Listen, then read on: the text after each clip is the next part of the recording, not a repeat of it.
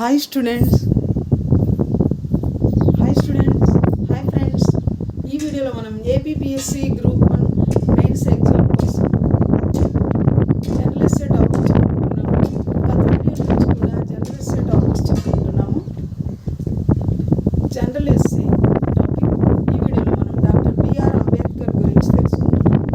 Doctor BR Ambedkar వీడియోలోకి వెళ్ళబోయే ముందు చిన్న రిక్వెస్ట్, దయచేసి నా వీడియోను సబ్స్క్రైబ్ చేయండి, మీ ఫ్రెండ్స్కు షేర్ చేయండి, లైక్ చేయండి. నా ఛానల్ సక్సెస్కి మీ సహకారం అందిస్తారని నేను చాలా ఆశిస్తున్నాను. Thank you very much. Thank you. Doctor BR Ambedkar భారత రాజ్యాంగ నిర్మాతగా, భారత రాజ్యాంగ నిర్మాణ అధ్యక్షుడిగా, భారత రాజ్యాంగ రచన అధ్యక్షుడిగా పేరుగాంచిన డాక్టర్ బిఆర్ అంబేద్కర్ భరతమాత కన్నా ముద్దు బిడ్డలలో ఒకరు. డాక్టర్ బిఆర్ అంబేద్కర్ నిరుపేద కుటుంబంలో పుట్టి తన ప్రజ్ఞ పాఠవాలతో స్వయం కృషితో అత్యుత్తమ స్థానాన్ని అలంకరించిన మహామనిషి, గొప్ప మానవతావాది, మహోన్నత విద్యావేత్త, మేధావి, రాజనీతిజ్ఞుడు, గొప్ప తత్వవేత్త, గొప్ప దేశభక్తుడు, ప్రపంచ రాజ్యాంగ చరిత్రలన్నింటినీ క్రోడీకరించి అవలోకించి మధించి భారతదేశ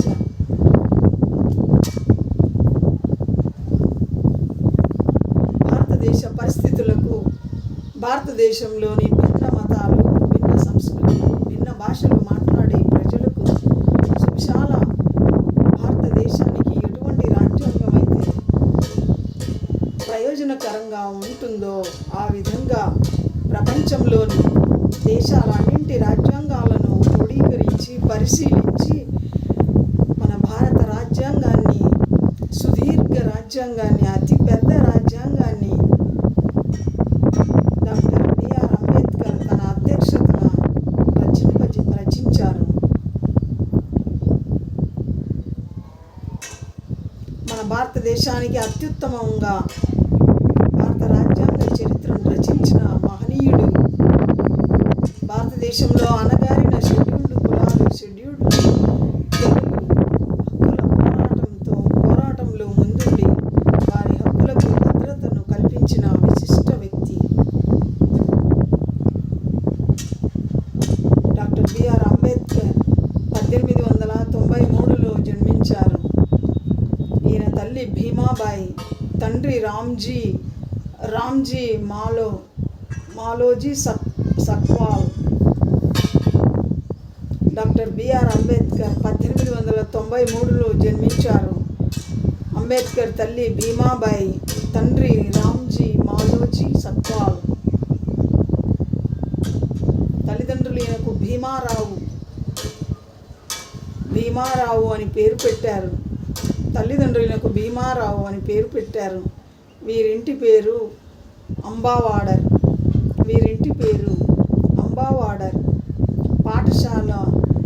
పాఠశాలలో ఉపాధ్యాయుడినను అంబేద్కర్ అని పేరు పెట్టి పిలిచారు. ఆ పేరే ఆయనకు స్థిరనామం అయింది. డాక్టర్ బిఆర్ అంబేద్కర్ 1893లో జన్మించారు. అంబేద్కర్ తల్లి భీమాబాయి, తండ్రి రామ్జీ మాలోజీ సక్వాల్. తల్లిదండ్రులు ఈయనకు భీమారావు అని పేరు పెట్టారు. వీరింటి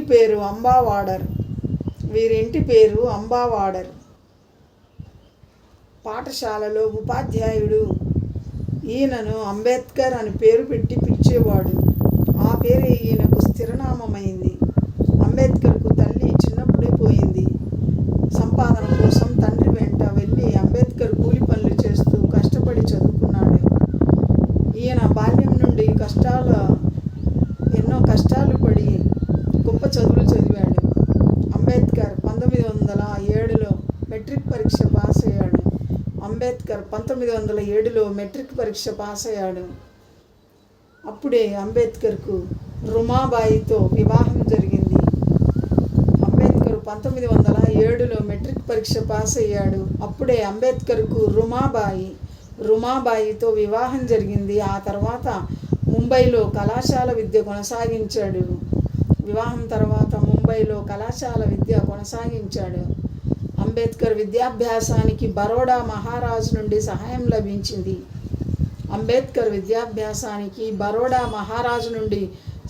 లభించింది. విద్యాభ్యాసం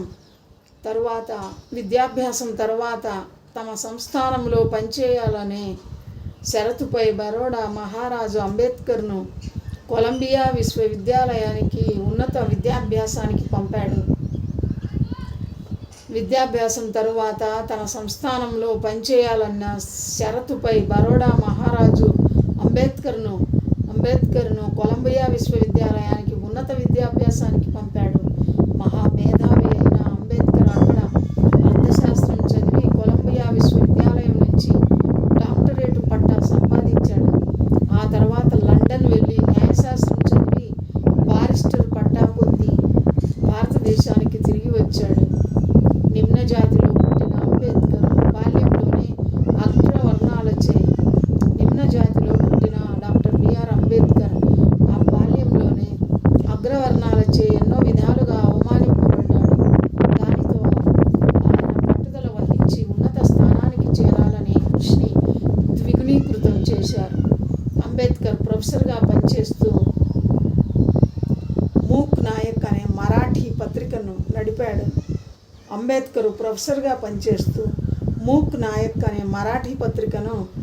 మరాఠీ పత్రికను నడిపాడు. నిమ్న జాతుల అభ్యున్నతికి కంకణం కట్టుకున్నాడు.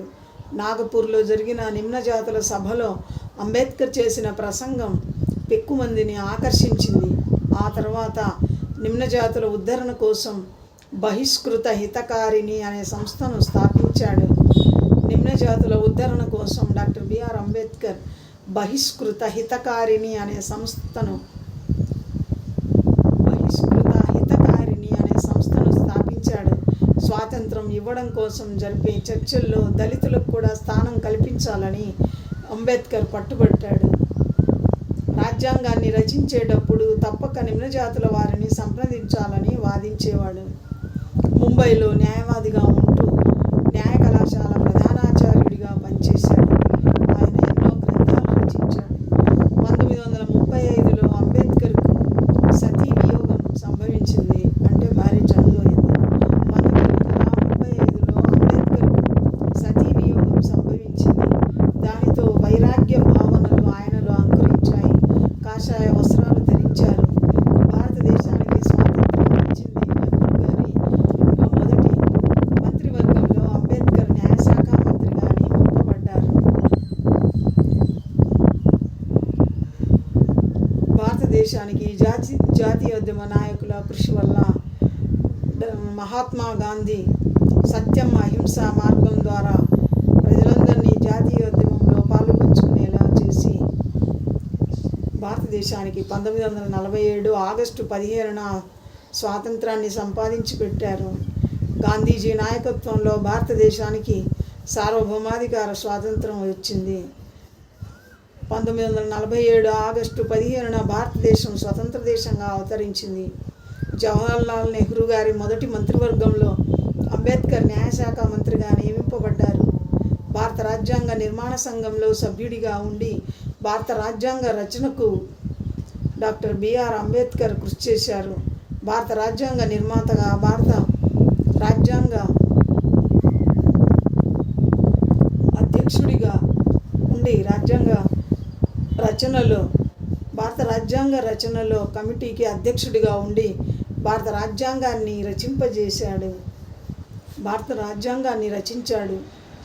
భారత రాజ్యాంగ రచనకు ఎంతో కృషి చేసి సుదీర్ఘమైన గొప్పదైన లిఖితపూర్వక రాజ్యాంగాన్ని భారతదేశానికి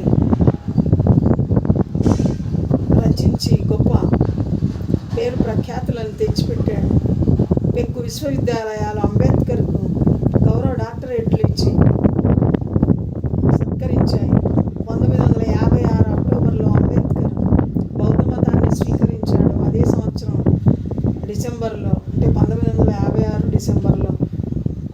బిఆర్ అంబేద్కర్ కన్ను మూశారు. డాక్టర్ బిఆర్ అంబేద్కర్ పుట్టిన తేదీ ఏప్రిల్ 14న భారత జాతి ఘనంగా ఆయనకు జయంతిని జరిపి ఆయనను స్మరించుకుంటుంది. డాక్టర్ బిఆర్ అంబేద్కర్ గొప్ప విద్యావేత్తగా, రాజనీతిజ్ఞుడిగా, భారత రాజ్యాంగ నిర్మాణ రథసారథిగా, నిమ్నజాతుల ఉద్ధరణకు బద్ధ కంకణునిగా, మహామేధావిగా భారత జాతి ఆయనకు నివాళులర్పిస్తున్నది. భారత ప్రభుత్వం ఆయనకు డాక్టర్ బిఆర్ అంబేద్కర్ గారికి భారతరత్న బిరుదునిచ్చి ఆయన చేసిన సేవలకు కృతజ్ఞతలు అందించింది.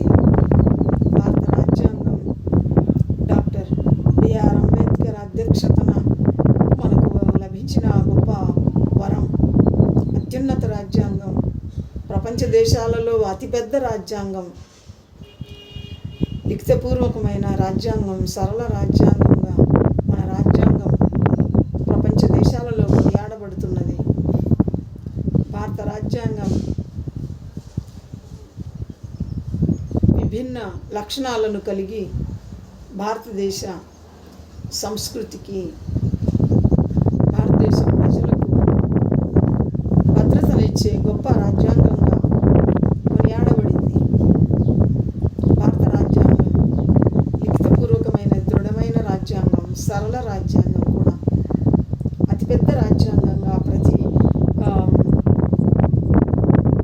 భారతదేశం ప్రపంచ దేశాలలో అతిపెద్ద రాజ్యాంగంగా, లిఖితపూర్వక రాజ్యాంగంగా కొనియాడబడింది. డాక్టర్ బిఆర్ అంబేద్కర్ భారత రాజ్యాంగ నిర్మాతగా, గొప్ప రాజనీతిజ్ఞుడిగా, నిమ్న జాతుల ఉద్ధరణకు కంకణబద్ధునిగా తన జీవితాన్ని భరత జాతికి అంకితం చేశారు. డాక్టర్ బిఆర్ అంబేద్కర్ భారతీయుల హృదయాలలో చిరస్థాయిగా నిలిచి ఉంటారు. Thank you students.